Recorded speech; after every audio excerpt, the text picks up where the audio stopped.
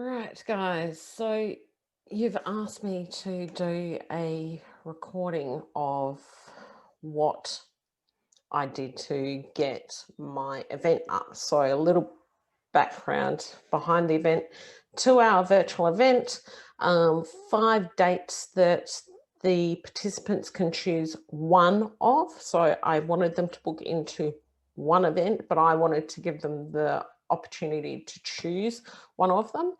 Always 2 hours. The days are either a Thursday or a Sunday, and the times are different Thursday to Sunday. So originally, what I thought I was going to do was an event, but that was wrong. Apparently, the reason why is when you set up an event, and it's super easy to set up, but it's not what I wanted it to do. When you set up an event with 5 days and 5 times, the people get booked into all 5 dates when they purchase access. And that's not what I wanted. I only wanted them to attend one of the days because essentially it's a repeat over the 5 days. So don't do an event. What you need to do, because if you're doing a paid thing, a product or a service, and you set it up. I've done it as a service because it's not a product. I'm selling me and my time. Um, Clients will be asked to choose a date, is what it is, because you want them to choose the duration of the meeting, the price, payment option online, limit of amount of bookings per day. I didn't want to limit that. Padding 0 hours because it's just a 2 hour block. Cutoff, how many days before, interval every 5 minutes. And I'll show you why I've got it at 5 minutes. This bit made no sense. And if I had 0, I would prefer that. Maximum participants, I want to limit it to 10. Maximum cutoff 20 minutes beforehand. Cancel the day beforehand. The normal text, the normal title. Success.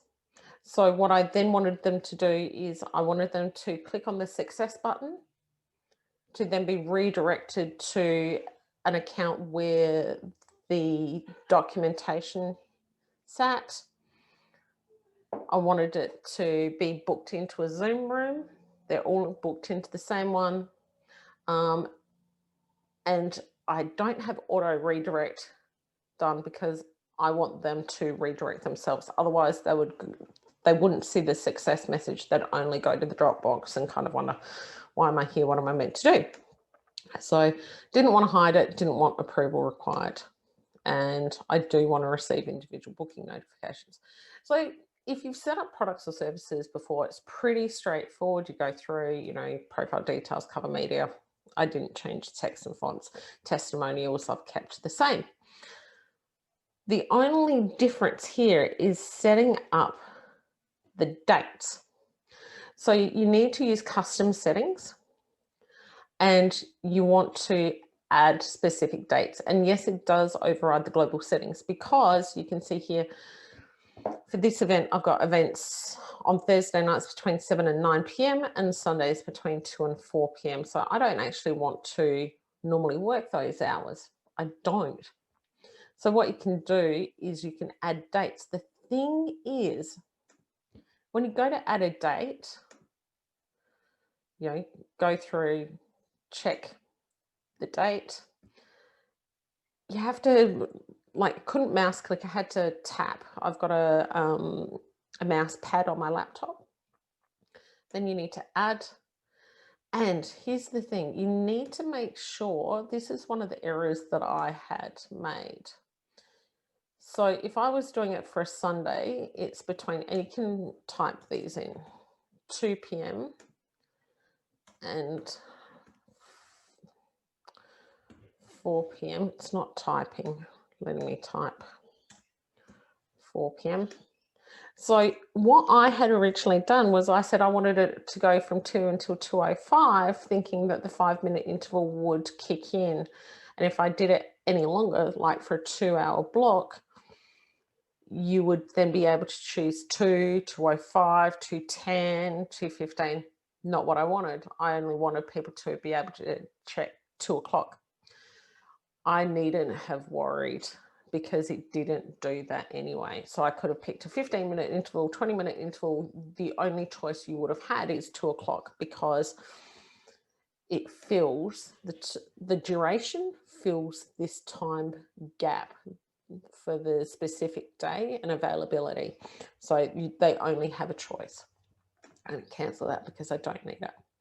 All right, so that's essentially how it's set up. So if I go to preview, so here we are previewing the screen.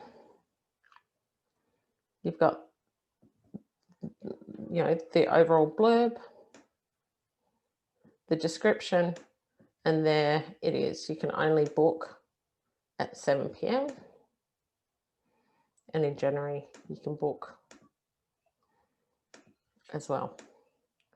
So I hope that helps. I hope that helps you understand how I was able to set up an event with multiple dates. And you can see, like I showed in here, that you've got multiple dates, and I promise you they only get booked into one of these, whichever one they choose.